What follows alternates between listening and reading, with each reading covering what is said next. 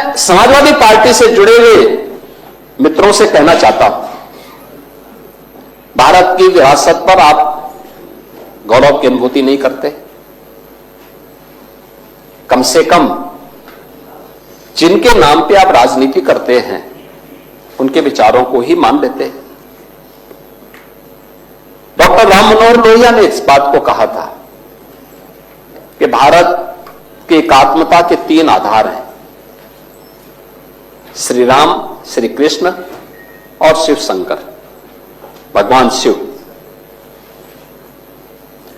जब तक भारत की जनता इन 3 देव महापुरुषों के प्रति श्रद्धा का भाव रखेगी, तब तक भारत को भारत बने रहने से कोई रोक नहीं सकता। दुनिया की जनता तक भारत का बात बता सकता। डॉक्टर राम मनोहर लोहिया प्रखर समाजवादी थे। वे हमारी विचारधारा से जुड़े हुए नहीं थे, हां कांग्रेस के विरोधी थे,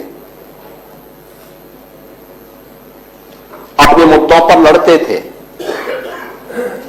आज समाजवादी पार्टी डॉक्टर लोहिया के विचारों से कितनी दूर भाग चुकी है। आज राम को, कृष्ण को, शिव की परंपरा को, भारत की विरासत को कोसना यह समाजवादी पार्टी का मानो जीवन का उद्देश्य हो गया। और दुर्भाग्य है कि उन्होंने आदर्श किसको माना है? यानी औरंगजेब को। औरंगजेब को ये लोग अपना आदर्श मान रहे हैं। औरंगजेब का पिता शाहजहां अपनी जीवनी में लिखता है, अपनी आत्मकथा में लिखता है कि खुदा करे कि ऐसा कमबख्त किसी को पैदा न हो। उसने आगरा के किले में अपने बाप को कैद करके रखा, एक एक बूंद पानी के लिए तरसाया। और अगर इनको औरंगजेब पर गौरव की अनुभूति होती है तो ये लोग कम से कम पटना की खुदाबख्त लाइब्रेरी में जाकर के एक बार शाहजहां की ही जीवनी को पढ़ लें, देख लें, उसकी पीड़ा को देखें। हां, जिनका आचरण औरंगजेब जैसा है वे लोग औरंगजेब पर गौरव की अनुभूति करें, लेकिन भारत को कम से कम इस पर न करें। और समाजवादी पार्टी को इसका जवाब देना चाहिए। भारत की आस्था पर प्रहार करने वाला दुर्दांत,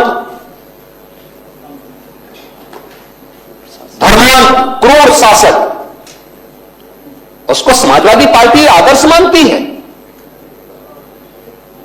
जो भारत को रौंदने के लिए आया था, जजिया कर लगा रहा था, भारत का इस्लामीकरण कर रहा था, कोई सभ्य मुसलमान भी अपने पुत्र का नाम औरंगजेब नहीं रखता, क्योंकि उसे मालूम है यथा नाम तथा काम। अगर ऐसा नाम रखेंगे तो फिर एक एक बूंद पानी के लिए तरसना पड़ेगा। और शाहजहां ने भी अपनी जीवनी में लिखा है, उन्होंने कहा है कि औरंगजेब को कोसते हुए उसने लिखा कि तुमसे अच्छा तो ये हिंदू है जो जीते जी तो अपने बुजुर्ग मां बाप की सेवा करता है, मरने के बाद श्राद्ध तर्पण के माध्यम से वर्ष में एक बार उन्हें जल देता है। तुम तो मुझे एक एक बूंद पानी के लिए तरसा दिए हो।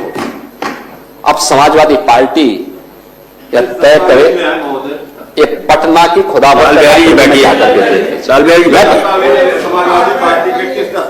ये समाजवादी पार्टी का नेता, आपका विधायक घोषणा करो ना, उस कमबख्त को निकालो पार्टी से और उसको एक बार यूपी भेज दीजिए, बाकी उपचार हम अपने आप करवा लेंगे। जो व्यक्ति छत्रपति शिवाजी महाराज की परंपरा पर गौरव की अनुभूति करने की बजाय लज्जा महसूस कर रहा हो और औरंगजेब को अपना नायक मान रहा हो, क्या उसको भारत के अंदर रहने का अधिकार होना चाहिए क्या? और समाजवादी पार्टी को इसका जवाब देना चाहिए। एक तरफ आप कुंभ को कोसते रहे और दूसरी तरफ औरंगजेब जैसे दुष्ट और क्रूर धर्मांत मंदिरों को तोड़ने वाले व्यक्ति को, भारत की आस्था को निर्बलता के साथ रौंदने का कार्य करने वाले व्यक्ति को महिमामंडन करते हो। आखिर कौन सी नस ऐसी आपकी दबी हुई है कि आप लोग अपने उस व्यक्ति पर, उस विधायक पर नियंत्रण नहीं कर पा रहे हैं? और इसीलिए मैं कहना चाहता हूं कि व्यक्ति के विचार अलग हो सकते हैं, मानव खंडन क्यों नहीं समाजवादी पार्टी है? समाजवादी पार्टी खंडन करे इसका। लाल बिहारी सुनिए, समाजवादी पार्टी को समाजवादी पार्टी को इसका खंडन करना चाहिए।